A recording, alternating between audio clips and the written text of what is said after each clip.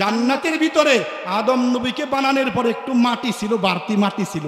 মিন ফুজাইলাতি তিনাতি আবিকুম আদম, আদমকে বানানোর পরে জান্নাতের ভিতরে একটু মাটি ছিল। আল্লাহ তাআলা ওই মাটি দিয়ে খেজুর গাছ তৈরি করলেন। জোরে বলেন না সুবহানাল্লাহ। কি গাছ তৈরি করলেন? হ্যাঁ, আমরা আমাদের বাচ্চাদেরকে কি খাওয়াই? পটেটো খাওয়াই। আমরা আমাদের বাচ্চাদেরকে আইসক্রিম খাওয়াই। আমার নবী কি হাদিস বর্ণনা করছেন দেখেন। হ্যাঁ, মিন ফুজাইলাতি তিনাতি আবিকুম আদম, আদম নবীকে বানানোর পরে একটু বাড়তি মাটি ছিল, সেই মাটির থেকে আল্লাহ তাআলা খেজুর গাছ বানাইছেন। সুতরাং ফাতিমু নিসাআকুম ওয়া ওয়ালাদাকুম আল ওয়াতাব আল ওয়াতাব আল ওয়াতাব। সাহাবারা তোমরা শোনো, খেজুরের মধ্যে এত পুষ্টি, খেজুরের মধ্যে এত শক্তি, খেজুরের মধ্যে এত পুষ্টি, খেজুরের মধ্যে এত শক্তি। তোমাদের বাচ্চাদেরকে খেজুর খাওয়াও, তোমাদের স্ত্রীদেরকে খেজুর খাওয়াও। আল্লাহ তাআলা আল্লাহ তাআলা আল্লাহ তাআলা আমরা নিজের চোখেও দেখেছি বাবারা, সৌদির মানুষের শক্তি আমাদের থেকে কম না বেশি? একটু জোরে বলেন না। এদের নাস্তা হলো খেজুর, এদের নাস্তা হলো খেজুর। নবী বলছেন স্ত্রীদেরকে বাচ্চাদেরকে খেজুর খাওয়াও, বাচ্চা সুঠাম দেহের অধিকারী হবে, তুমিও সুঠাম দেহের অধিকারী হবে, শরীরে অনেক শক্তি গজাবে। সুবহানাল্লাহ বলেন। একটু জোরে বলি সাল্লাল্লাহু আলাইহি ওয়াসাল্লাম, সাল্লাল্লাহু আলাইহি ওয়াসাল্লাম, সাল্লাল্লাহু আলা মুহাম্মদ, সাল্লাল্লাহু আলা মুহাম্মদ। আলহামদুলিল্লাহ। জয়পুরা নুরানি তালিমুল কোরআন হাফিজিয়া মাদ্রাসার উদ্যোগে 15তম বাৎসরিক ওয়াজ মাহফিলের মান্যবর মাহাত্ম সভাপতি সাহেব, দূর দূরান্ত হতে আগত ইসলাম প্রিয় ভাইয়েরা, পর্দার অন্তরালে মা ও বোনেরা, আল্লাহ তাআলা দরবারে লাখো কোটি শুকরিয়া। এই ফিতনা ফাসাদের জামানায়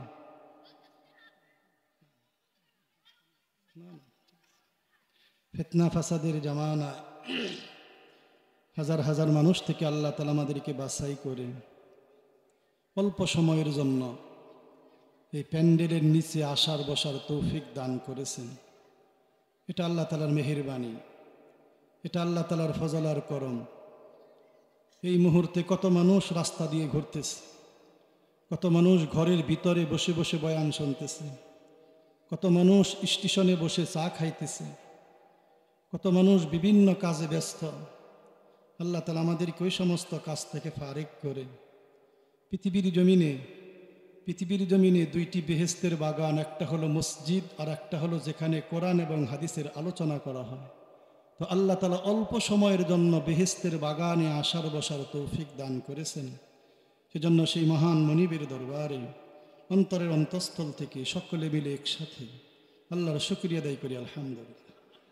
একেবারে অন্তর থেকে বলি আলহামদুলিল্লাহ। খুব তাড়াতাড়ি এই পৃথিবী ধ্বংস হয়ে যাইতেছে, খুব তাড়াতাড়ি। আপনারা জানেন, পেপার পত্রিকা পড়েন, দেখেন, 3 দিন আগে পেপারে লেখা আসছে আমরা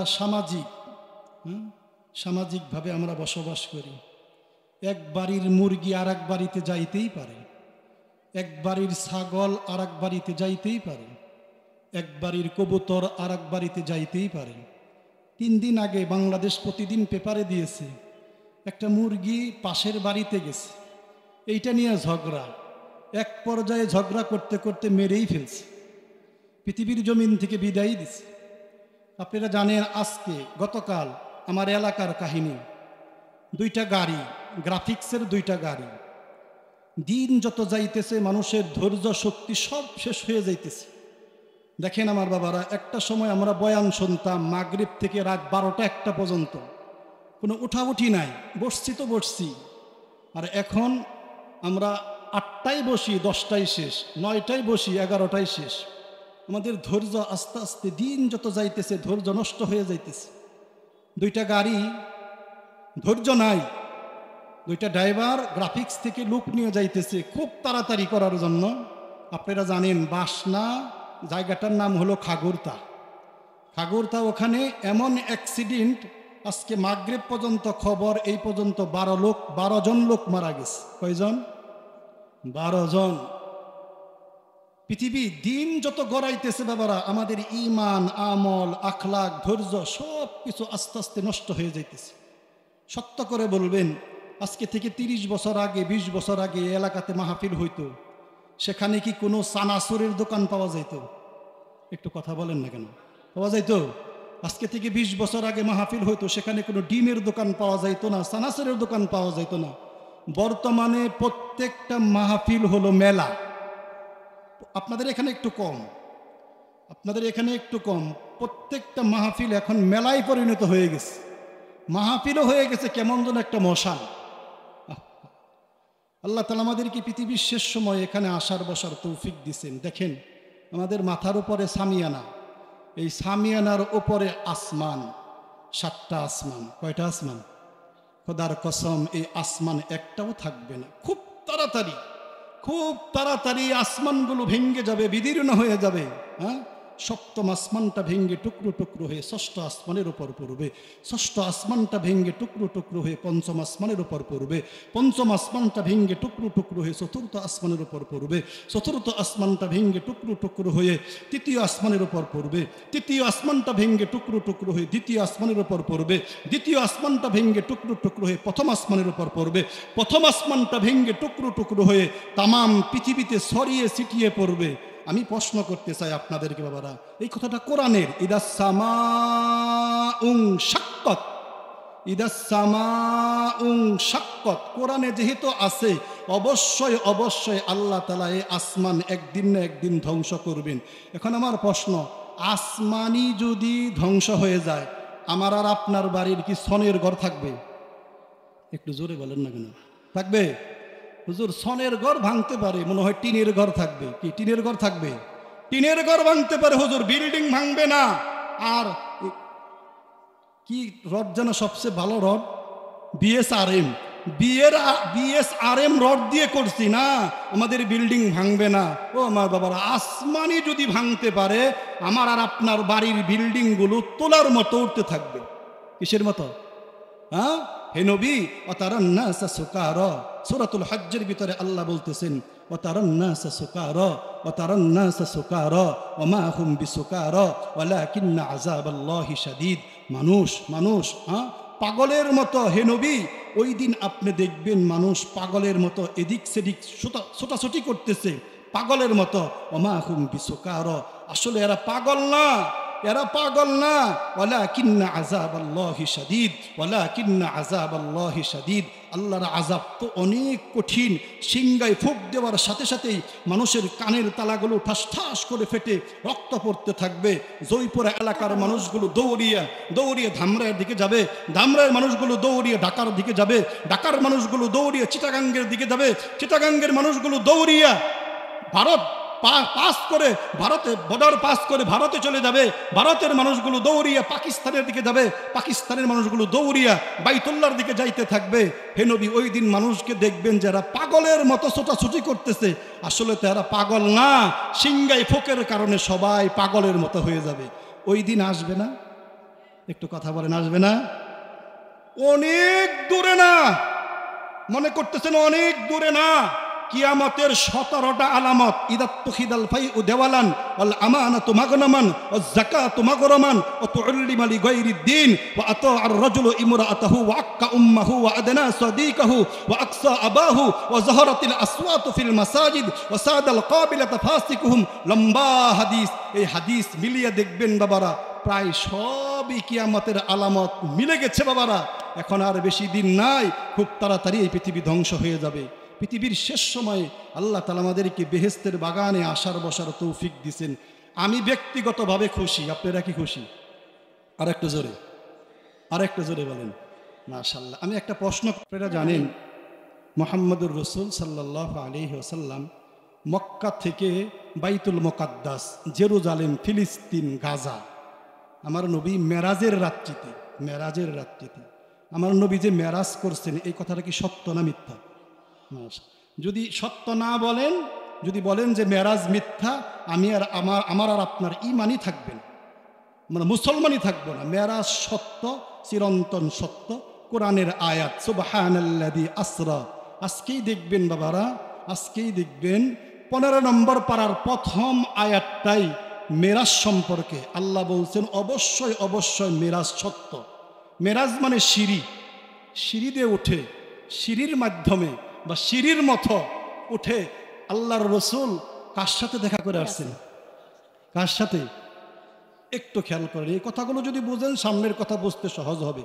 আমার নবী সুবহানাল্লাযী আসরা বিআবদিহি লাইলাম মিনাল মাসজিদিল হারাম, মসজিদে হারাম মানে বাইতুল্লাহ, সুবহানাল্লাহ, বাইতুল্লাহ। আমরা এখানে এশারের নামাজ আদায় করছি, ঠিক ঠিক এই এশারের নামাজটা মক্কায় কিছু লোক আদায় করছে। মক্কায় যারা আদায় করেছে বাবারা, সব মসজিদ সমান না, সব মসজিদ সমান না, সব মাদ্রাসাও সমান না, সব ব্যক্তিও সমান না, সব বক্তাও সমান না, মানুষও সবাই সমান না, পার্থক্য আছে না?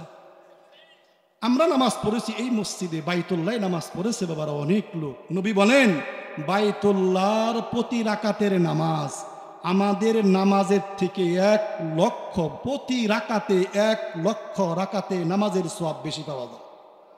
আর একটু জোরে বলেন সোহার। প্রতি রাকাতে কয় লাখ? 1 লাখ, 1 লাখ। 2 নম্বর মসজিদ হলো মসজিদে নববী। নবী বলেন আমার মসজিদ, মদিনার মসজিদ যদি কেউ 1 রাকাত নামাজ পড়ে, বাহিরের 50,000 রাকাতের নামাজের থেকে বেশি সওয়াব পাওয়া যায়। 3 নম্বর মসজিদ হলো মসজিদে আকসা, ফিলিস্তিন।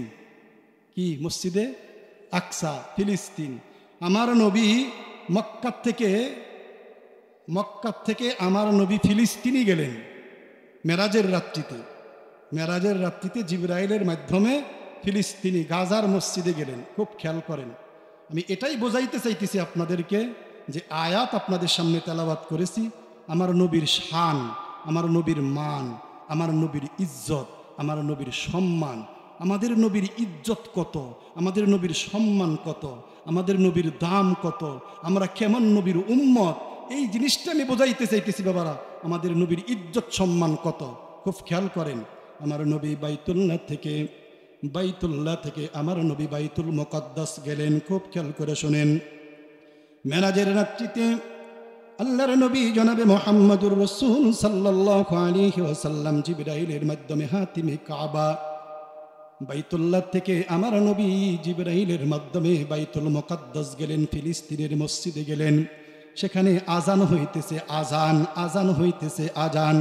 আমার নবীর শান দেখেন, আমার নবীর মান দেখেন, আমার নবীর ইজ্জত দেখেন, আমার নবীর সম্মান দেখেন। আজান হইতেছে, 1-2 পয়গম্বর সেখানে উপস্থিত ছিলেন। আমার বাবার আপনারা ভালো করেই জানেন, আদম নবীর থেকে নিয়ে শুরু করে মুহাম্মদ পর্যন্ত 1 লক্ষ মতান্তরে 2,24,000 পয়গম্বর সেখানে উপস্থিত।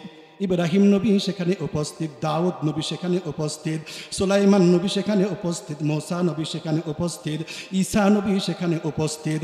আজান হইতেছে, আজান শেষ হয়ে গেছে। একজন নবী আর একজন নবীর মুখের দিকে তাকায়, আজকে এখানে ইমামতি কে করবে, আজকে এখানে নামাজের ইমামতি কে করবে। ইব্রাহিম নবী মুসা নবীর দিকে তাকায়, মুসা নবী ঈসা নবীর দিকে তাকায়, ইব্রাহিম নবী মুহাম্মদ নবীর দিকে তাকায়, একজন নবী আর একজন নবীর দিকে তাকায়। খুব খেয়াল করবেন, আমাদের এই সমস্ত মসজিদেও যদি 100 জন আলেম হয়ে যায়, একজন আলেম আরেকজন আলেমের দিকে তাকায়, আরেকজন আলেম আরেকজন আলেমের দিকে তাকায়, আজকে এখানে কে নামাজ পড়াবে, কে ইমামতি করবে? খুব খেয়াল করে শুনেন বাবারা, আমার নবীর মান দেখেন, আমার নবীর শান দেখেন, আমার নবীর ইজ্জত দেখেন, আমার নবীর সম্মান দেখেন। আজান হয়ে গেল, কে ইমামতি করবে? জিবরাইল আলাইহিস সালাতু ওয়াস সালাম মুহাম্মদের কানে কানে এসে বলতেছে, হাই মোহাম্মদ, আই মোহাম্মদ, আই মোহাম্মদ, আপনি কার অপেক্ষা করতেছেন? আজকের ইমামতি আপনি ছাড়া আর কারো জন্য মানাবে না। কি বুঝলেন বাবারা, কি বুঝলেন? আদম নবীরও ইমামতি করছেন আমাদের নবী মুহাম্মদ, সমস্ত নবীদের ইমামতি করছেন আমাদের নবী মুহাম্মদ। এই জন্য আমাদের নবীর একটা লকব, একটা উপাধি হলো ইমামুল মুরসালিন। বলেন ইমামুল, সবাই বলেন ইমামুল। মানে কি জানেন? ইমামুল মুরসালিন মানে সমস্ত রসুলদের যিনি ইমাম, সমস্ত রসুলদের যিনি ইমাম, তাকেই উপাধি দেওয়া হয় ইমামুল। বলেন না বাবারা, সবাই বলেন ইমামুল। এতটুকু কথা যদি বুঝে থাকেন, বলুন তো আমাদের নবীর ইজ্জত সম্মান কম না বেশি? আর একটু জোরে আল্লাহু আকবার। একটু খেয়াল করে দেখেন আমার বাবারা, বাইতুল মুকাদ্দাস থেকে আল্লাহর নবী জিবরাইলের মাধ্যমে আরো উপরে যাইতে থাকেন, যাইতে যাইতে যাইতে যাইতে যাইতে যাইতে প্রথম আসমান, দ্বিতীয় আসমান, তৃতীয় আসমান, চতুর্থ আসমান, পঞ্চম, ষষ্ঠ, সপ্তম আসমান ভেদ করে সিদরাতুল মুনতাহা, সিদরাতুল মুনতাহা ভেদ করে আরো উপরে চলে গেলেন আল্লাহর আরশ। সুবহানাল্লাহ বলেন। আল্লাহর বলেন, আল্লাহর আরশ বলেন, আল্লাহর আরশ। আল্লাহু আকবার। আল্লাহর আরশে মুহাম্মদ পৌঁছে গেছেন। এবার মজার কথা শুনেন, আল্লাহর আরশে নবী পৌঁছানোর পরে আমার নবী সেখানে জুতা খুলতে চান। কি খুলতে চান? হ্যাঁ, তার মানে আমার নবীর পায়ে জুতা ছিল, আমার নবী জুতা খুলতে চান। কেন আমার নবী জুতা খুলতে চাইলেন? ওই যে উনি তো কোরআনের আয়াত পড়েছেন, ফাখলা নালাইক ইন্নাকা বিল ওয়াদিল মুকদ্দাসি তুয়া। মুসা আলাইহিস সালাতু ওয়াস সালাম আল্লাহর সাথে কথা বলছেন তুর পাহাড়ে। কোন পাহাড়ে বলেন না, কোন পাহাড়ে? একটু কথা বললে আমার ভালো লাগে। মুসা আলাইহিস সালাতু ওয়াস সালাম আল্লাহর সাথে কথা বলছেন তুর পাহাড়ে। মুসা আলাইহিস সালাতু ওয়াস সালামের পায়ে ছিল জুতা। মুসা আলাইহিস সালাতু ওয়াস সালাম জুতা নিয়েই উনি তুর পাহাড়ে উঠতে লাগলেন। আল্লাহ বললেন, ফাখলা নালাইক ইন্নাকা বিল ওয়াদিল মুকদ্দাসি তুয়া। হে মুসা, তুমি তোমার জুতা খোলো, জুতা খোলো। আমরের সিগা ব্যবহার করছে, জুতা খোলো, জুতা খোলো। এটা পবিত্র জায়গা, এটা পবিত্র উপত্যকা, এখানে জুতা নিয়ে প্রবেশ করা যায়? একটু জোরে বলেন, এখানে জুতা নিয়ে প্রবেশ করা যায়? আমরা মসজিদে জুতা নিয়ে প্রবেশ করি না, কারণ এটা পবিত্র জায়গা। আমরা আল্লাহর ঘর তওয়াফ করার সময় জুতা নিয়ে যাই না, কারণ এটা পবিত্র জায়গা। আল্লাহ তাআলা মুসাকে বললেন, জুতা খুলো, জুতা খুলো, এটা পবিত্র জায়গা। ঠিক মুহাম্মদও জুতা খুলতে চান। মুহাম্মদ কোথায় গেলেন? আরশে। আরশে গিয়ে উনি জুতা খুলতে চান, উনি জুতা খুলতে চান। একটু খেয়াল করে দেখেন বাবারা, আমার নবীর শান দেখেন, আমার নবীর মান দেখেন, আমার নবীর ইজ্জত দেখেন, আমার নবীর সম্মান দেখেন। আমার নবীও জুতা খুলতে চান, মুহাম্মদও জুতা খুলতে চান, আল্লাহর বন্ধু জুতা খুলতে চান। আল্লাহ বলে, না বন্ধু, না না না না বন্ধু, না, তুমি জুতা খুলবে না, তুমি জুতা খুলবে না। তোমার জুতা দ্বারা আমার আরশ মুবারক তুমি ধন্য করে যাও। না না না, খবরদার, খবরদার, জুতা খোলা যাবে না।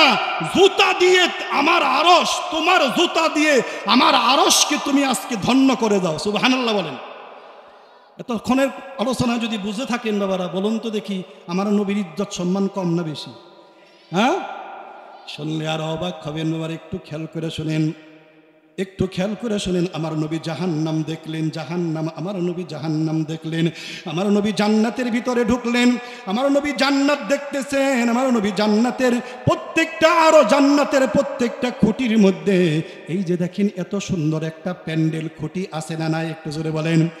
আল্লাহর নবী জনাবে মুহাম্মদুর রাসূল সাল্লাল্লাহু আলাইহি ওয়াসাল্লাম বলেন, আমি জান্নাতের প্রত্যেকটা খুঁটির মধ্যে, জান্নাতের প্রত্যেকটা খুঁটির মধ্যে আল্লাহর নামের সাথে, জান্নাতের প্রত্যেকটা খুঁটির মধ্যে আল্লাহর নামের সাথে মুহাম্মদের নামটা, আল্লাহর নামের সাথে মুহাম্মদের নামটা মুহাম্মদ নিজে লেখা দেখলেন। এখানেই শেষ না বাবারা, 8টা জান্নাত, দারুল জিনান, দারুস সালাম, জান্নাতুল মাওয়া, জান্নাতুল খুলদ, জান্নাতুল আদ, জান্নাতুল ইল্লিয়িন, জান্নাতুন নাঈম, জান্নাতুল ফিরদাউস। আমার নবী প্রত্যেকটা জান্নাতের দরজার মধ্যে আমার নবীর শান দেখেন, আমার নবীর মান দেখেন, আমার নবীর ইজ্জত দেখেন, আমার নবীর সম্মান দেখেন। জান্নাতের প্রত্যেকটা দরজার মধ্যে, জান্নাতের প্রত্যেকটা দরজার মধ্যে আল্লাহর নামের সাথে মুহাম্মদের নামটা লেখা। সুবহানাল্লাহ। বলুন তো বাবারা, আল্লাহর নামের সাথে কি আদমের নাম লেখা, না আল্লাহর নামের সাথে মুহাম্মদের নাম লেখা? একটু জোরে বলেন। আমাদের নবীর নাম কি বলেন? বলেন না, মুহাম্মদুর রাসূল। আল্লাহর নামের সাথে ইব্রাহিমের নাম নাই, আল্লাহর নামের সাথে মূসার নাম নাই, আল্লাহর নামের সাথে ঈসার নাম নাই। বলুন তো আল্লাহর নামের সাথে কার নাম লেখা? আরো জোরে, আরো জোরে বলেন। এখানে এই শেষ না বাবারা, খুব খেয়াল করে শুনেন। এখানে এই শেষ না, আদম নবীর একটা প্রশ্ন ছিল। আমাদের এই সমস্ত মসজিদে দেখবেন, প্রায় প্রত্যেকটা মসজিদেই আল্লাহর নাম থাকে ইমাম সাহেবের ডান পাশে মেহরাবের মধ্যে, আর মোহাম্মদের নাম থাকে মেহরাবের বাম পাশে। কি আমাদের এই মসজিদে এরকম লাগানো আছে কি নাই? একটু জোরে বলেন। আজকে একটা মাসালা বলে যায় বাবারা, না এটা কিন্তু ঠিক না, এটা কিন্তু জায়েজ না। আল্লাহর নাম থাকে এই পাশে, মোহাম্মদের নাম থাকবে ওই পাশে না। জান্নাতের যেখানেই আল্লাহর নামটা মোহাম্মদের নাম আছে, যেখানেই আল্লাহর নামের সাথে মোহাম্মদের নামটা এইভাবে লাগানো। সুবহানাল্লাহ বলেন। এখানেই শেষ না বাবারাম। আল্লাহর নবী জনাবে মুহাম্মদুর রাসূল সাল্লাল্লাহু আলাইহি ওয়াসাল্লাম বলেন, আমি জান্নাতের ভিতরে প্রবেশ করলাম। জান্নাতের প্রত্যেকটা ফলের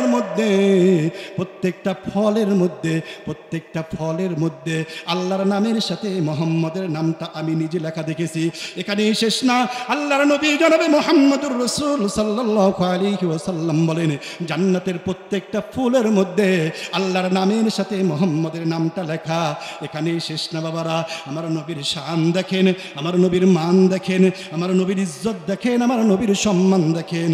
একটু খেয়াল করেন, আল্লাহর নবী জনাবে মুহাম্মদুর রাসূল সাল্লাল্লাহু আলাইহি ওয়াসাল্লাম বলেন, জান্নাতের প্রত্যেকটা ফেরেশতাদের কপালের মধ্যে, জান্নাতের প্রত্যেকটা ফেরেশতাদের কপালের মধ্যে আল্লাহর নামের সাথে মুহাম্মদের নাম লেখা। আদম নবীর একটা প্রশ্ন ছিল, বলুন তো দেখি, আদম নবীকে আল্লাহ তাআলা কোথায় সৃষ্টি করছেন? পৃথিবীর জমিনে না জান্নাতে? একটু জোরে বলেন না, আর একটু জোরে বলেন না। কোথায়? জান্নাতে সৃষ্টি করছেন। হাদিসটা শুনেন, লাম্মা খালাকাল্লাহু আদম আলা সূরাতিহি তাওলুহু 60 জিরাআন ফালাম্মা খালাকাহু ক্বালা ইযহাব ফাসাল্লিমু উলাইকা আলা নাফার ওয়া হুম নাফারুম মিনাল মালাইকা। লম্বা হাদিস। আল্লাহ তাআলা আদম নবীকে জান্নাতের ভিতরে বানাইছেন। সুবহানাল্লাহ বলেন। কোথায় বানাইছেন? বলেন না, কোথায় বানাইছেন? আর একটা হাদিস মনে পড়ে গেল, একটু বলে যায়। জান্নাতের ভিতরে আদম নবীকে বানানোর পরে একটু মাটি ছিল, বাড়তি মাটি ছিল। মিন ফুজাইলাতি তিনাতি আবিকুম আদম। আদমকে বানানোর পরে জান্নাতের ভিতরে একটু মাটি ছিল। আল্লাহ তাআলা ওই মাটি দিয়ে খেজুর গাছ তৈরি করলেন। জোরে বলেন না সুবহানাল্লাহ। কি গাছ তৈরি করলেন? আমরা আমাদের বাচ্চাদেরকে কি খাওয়াই? পটেটো খাওয়াই। আমরা আমাদের বাচ্চাদেরকে আইসক্রিম খাওয়াই। আমার নবী কি হাদিস বর্ণনা করছেন দেখেন। মিন ফুজাইলাতি তিনাতি আবিকুম আদম। আদম নবীকে বানানোর পরে একটু বাড়তি মাটি ছিল, সেই মাটির থেকে আল্লাহ তাআলা খেজুর গাছ বানাইছেন। সুতরাং ফাআতিমু নিসাআকুম ওয়া ওয়ালাদাকুম আল ওয়াতাব। সাহাবারা তোমরা শোনো, খেজুরের মধ্যে এত পুষ্টি, খেজুরের মধ্যে এত শক্তি, খেজুরের মধ্যে এত পুষ্টি, খেজুরের মধ্যে এত শক্তি। তোমাদের বাচ্চাদেরকে খেজুর খাওয়াও, তোমাদের স্ত্রীদেরকে খেজুর খাওয়াও।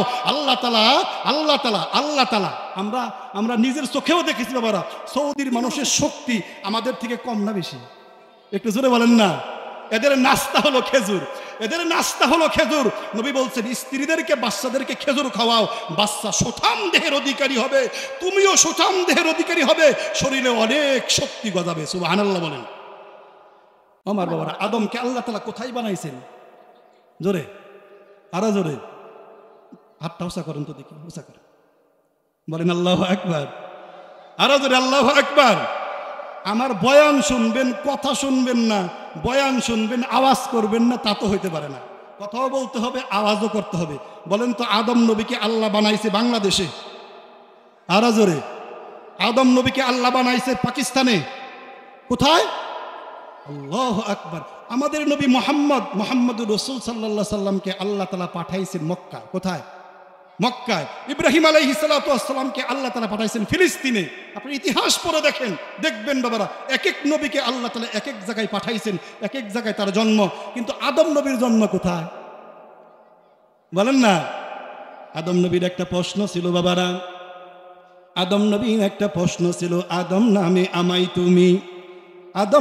আমায় তুমি সর্বপ্রথম বানাইয়া বেহেশতে, আদম নামে আমায় তুমি সর্বপ্রথম বানাইয়া, তোমার সাথে কাহার নাম গো লিখিয়া রাখিয়া। আরে আদম তো দেখে জান্নাতের প্রত্যেকটা দরজার মধ্যে আল্লাহর নামের সাথে মুহাম্মদের নাম লেখা, আল্লাহর নামের সাথে মুহাম্মদের নাম লেখা। জান্নাতের প্রত্যেকটা খুঁটির মধ্যে আল্লাহর নামের সাথে মুহাম্মদের নাম লেখা। প্রত্যেকটা ফলের মধ্যে আল্লাহর নামের সাথে মুহাম্মদের নাম লেখা। প্রত্যেকটা ফুলের মধ্যে আল্লাহর নামের সাথে মুহাম্মদের নাম লেখা। প্রত্যেকটা ফেরেশতাদের কপালে আল্লাহর নামের সাথে মুহাম্মদের নাম লেখা। এই মুহাম্মদ আবার কে? আদম নবীর প্রশ্ন ছিল, আদম নামে আমায় তুমি সর্বপ্রথম বানাইয়া, তোমার সাথে কাহার নাম গো লিখিয়া রাখিয়া।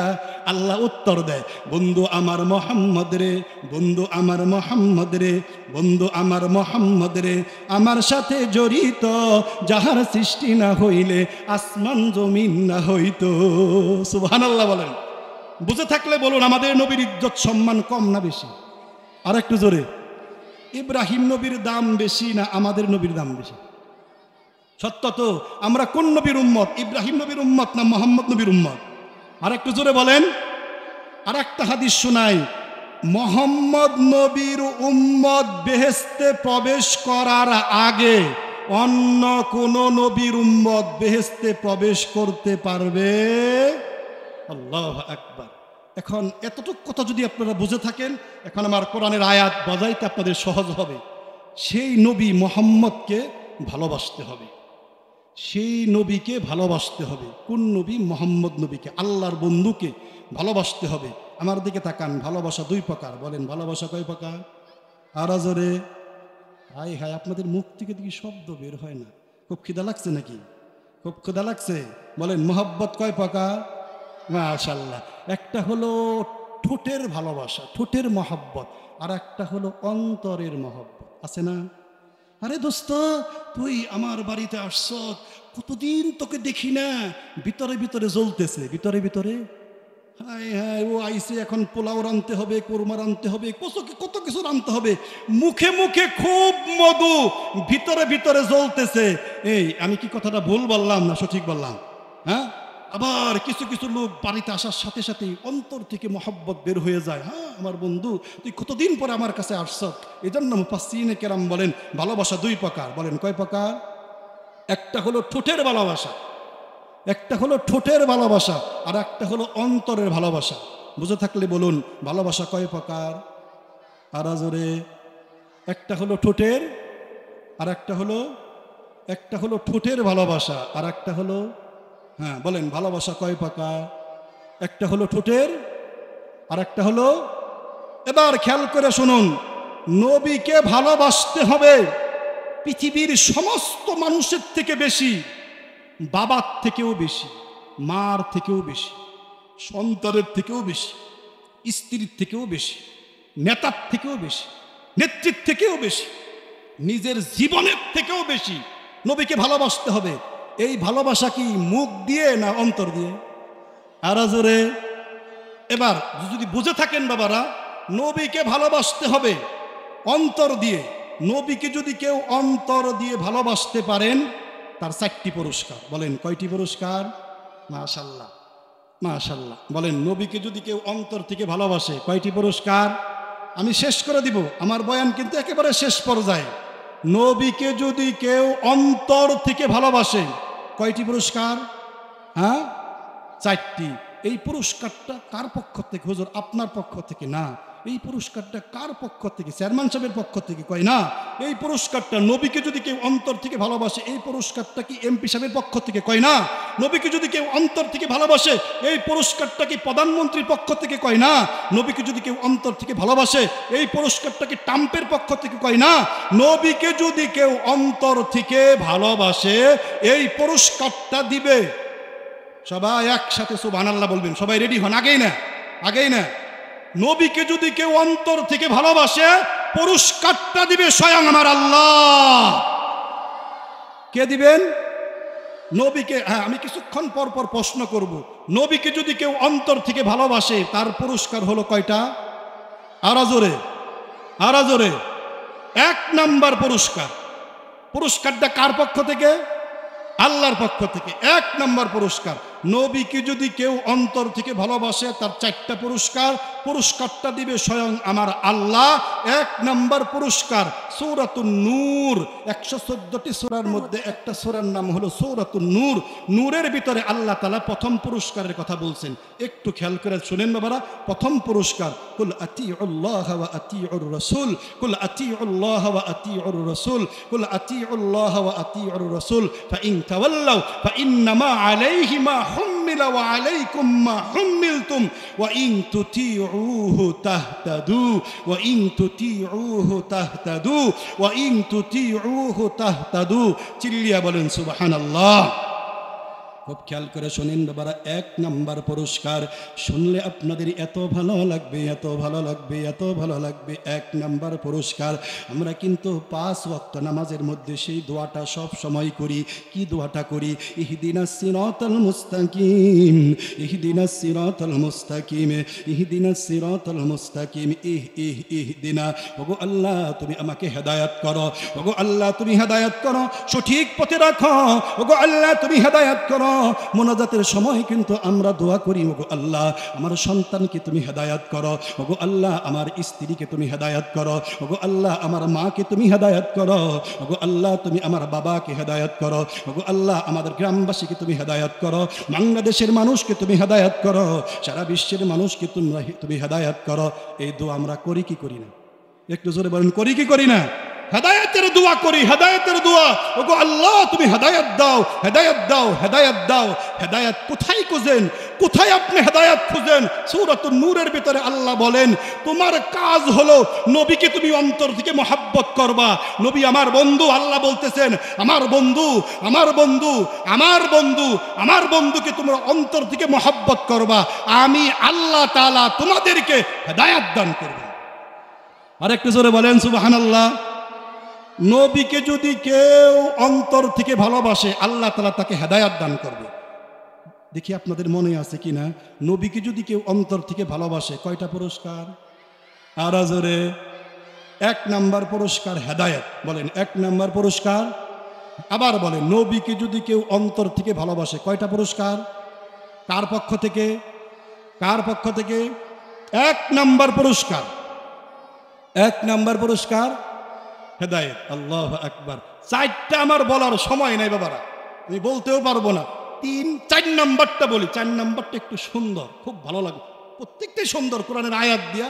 4 নাম্বারটা একটু আমাদের জন্য বেশি জরুরি। দেখেন, ওমাই ইউতিইল্লাহা ওয়ার রাসূল ফাউলাইকা মাআল্লাযীনা আন'আমাল্লাহু আলাইহিম মিনান নাবিয়্যিন ওয়াস-সিদ্দীকিন ওয়াশ-শুহাদাই ওয়াস-সালিহিন ওয়া হাসুনা উলাইকা রফিকা, ওয়া হাসুনা উলাইকা রফিকা, ওয়া হাসুনা উলাইকা রফিকা। আমরা সবাই মারা যাব, কথাটা কি সত্য? সত্য। আমার দিকে একটু তাকান। অনুফিকা ফিস-সূর ফাইদা হুম মিনাল আজদাস ইলা রাব্বিহিম ইয়ানসিলুন। সূরাত ইয়াসিন, আজকেই বাড়িতে গিয়ে দেখবেন সূরাত ইয়াসিন। হিফজ কোরআন শরীফের 23 নম্বর পারা 2 নম্বর পৃষ্ঠার ভিতরে দেখবেন, সিংগায় ফুঁক দিবে, কবর থেকে আমরা উঠব, মাটি ঝাড়তে ঝাড়তে সবাই উলঙ্গ। খুব খেয়াল করবেন, হাতে একটা টাকাও থাকবে না, পায়ে জুতাও থাকবে না, শরীরে জামাও থাকবে না, মাথায় টুপিও থাকবে না। ও আমার মায়েরা শোনেন, 30 ভরি 50 ভরি স্বর্ণ পরেন, গলায় স্বর্ণের চেন থাকবে না, কানে দুল থাকবে না, নাকে ফুল থাকবে না, উলঙ্গ, উলঙ্গ, উলঙ্গ, উলঙ্গ। প্রশ্ন করতে পারেন, আমি তো জৌপুরা গ্রামে কোটি কোটি টাকার মালিক, আপনিও যেমন উলঙ্গ, রোহিঙ্গা মুসলমান উলঙ্গ, কোটি টাকার মালিক যেমন উলঙ্গ, ভিখারি ফকির ভিক্ষুক সেও উলঙ্গ। ফাইদাহুম মিনাল আজদাস ইলাহুম মিনাল আজদাস ইলা রাব্বিহিম ইয়ানসিলুন। কবর থেকে উঠে উলঙ্গ হয়ে সবাই কিয়ামতের ময়দানের দিকে দৌড়াইতে থাকবে। কঠিন ভয়াবহ অবস্থার মধ্যে একটু খেয়াল করেন বাবারা, সেখানে কিন্তু কিছু লোক, সেখানে কিন্তু বাবারা কিছু লোক নবীর সাথে, সেখানে কিন্তু কিছু লোক নবীর সাথে জান্নাতুল ফেরদাউসে প্রবেশ করবে। আর একটু জোরে বলেন সুবহানাল্লাহ। কারা কারা জান্নাতুল ফেরদাউসে প্রবেশ করবে? যারা নবীকে ভালোবাসবে ঠোঁট দিয়ে না, যারা নবীকে ভালোবাসবে অন্তর দিয়ে, আল্লাহ তাআলা তাদেরকে জান্নাতুল ফেরদাউস নসিব করবে। নবীকে যদি কেউ অন্তর থেকে ভালোবাসে, 4 নাম্বার পুরস্কার ধরে নেন। 2 নাম্বার পুরস্কার, 2 নাম্বার পুরস্কার হলো নবীর সাথে জান্নাতে থাকবে। একটু জোরে বলেন না, কার সাথে? কার সাথে? একটা হাদিস শুনলে অবাক হবেন আপনারা, শুনলে অবাক হবেন বাবারা। অনেক লোক জান্নাতে যাবে সত্য, নবীকে দেখতে পারবে না। কারণ জান্নাত তো 8টা। কয়টা? 8টা।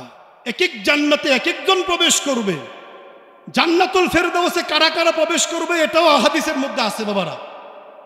মিনান নাবিয়্যিন ওয়াস-সিদ্দীকিন ওয়াশ-শুহাদা ওয়াস-সালিহিন। আমি ওদিকে যাইতেছি না।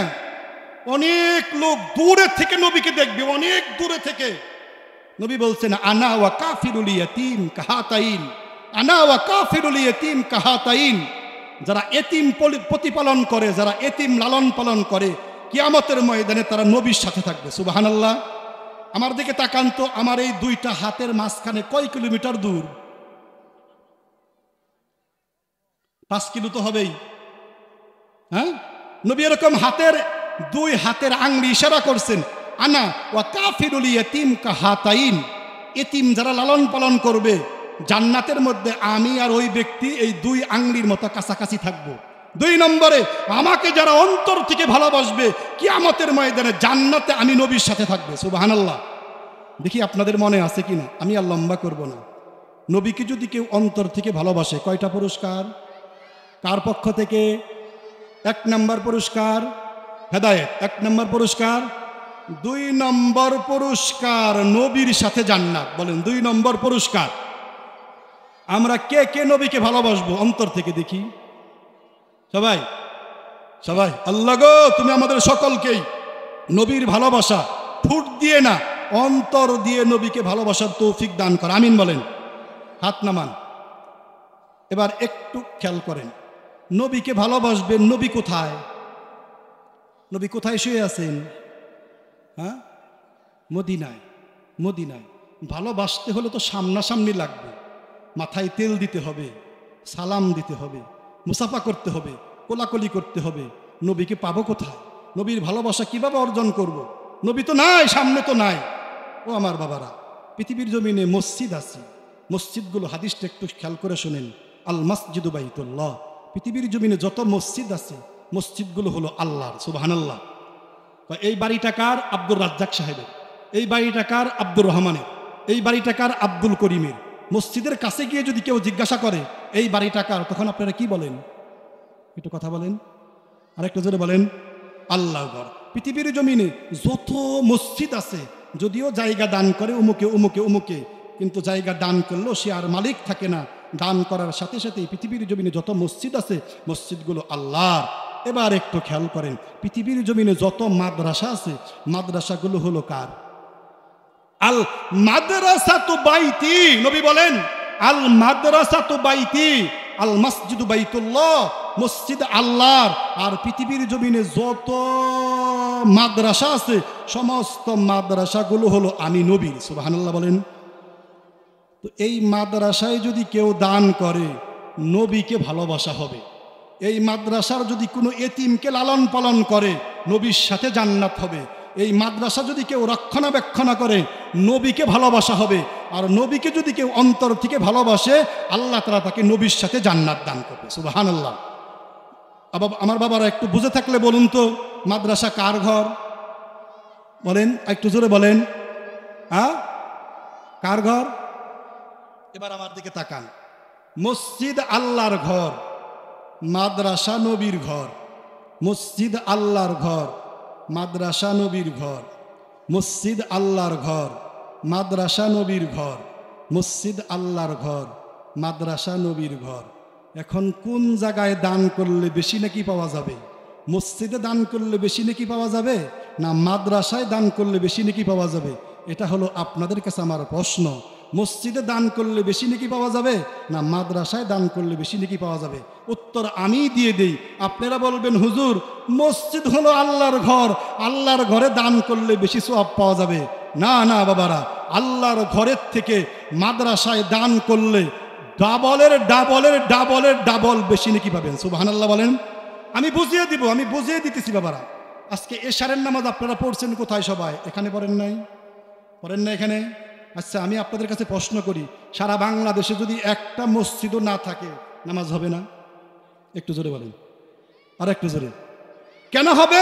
মসজিদে ও সুদহামা রুয়ে জমিন। আমরা এমন নবীর উম্মত, আমরা এমন নবীর উম্মত, শুধুমাত্র মোহাম্মদের জন্যই আল্লাহ তাআলা পৃথিবীর জমিনকে যেখানেই নামাজ পড়েন, শুধু নাপাকি না থাকলে যেখানেই নামাজ পড়বেন, রাস্তায় পড়েন, ঘাটে পড়েন, পাহাড়ে পড়েন, পর্বতে পড়েন, ঘরে পড়েন, আর চকে পড়েন, আর বাতারে পড়েন, যেখানেই নামাজ পড়বেন মোহাম্মদের উম্মতের জন্য প্রত্যেকটা জায়গায় মসজিদ। সুবহানাল্লাহ বলেন। তো নামাজ যে এখানে পড়াইছে, আপনাদের এখানে যে আজকে নামাজ পড়াইছে, কি এমপি সাহেব নামাজ পড়াইছেন না প্রধানমন্ত্রী নামাজ পড়াইছেন?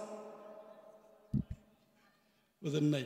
আপনাদের মসজিদের ইমাম সাহেব, যে আমাদের মসজিদের ইমাম সাহেব, হ্যাঁ আমাদের মসজিদের ইমাম সাহেব চেয়ারম্যান মেম্বার না এরকম একজন কোরআনের হাফেজ মৌলানা মুফতি, হ্যাঁ বলেন না আবার? হ্যাঁ, তো হাফেজ মৌলানা মুফতি তৈরি হয় মসজিদে না মাদ্রাসায়?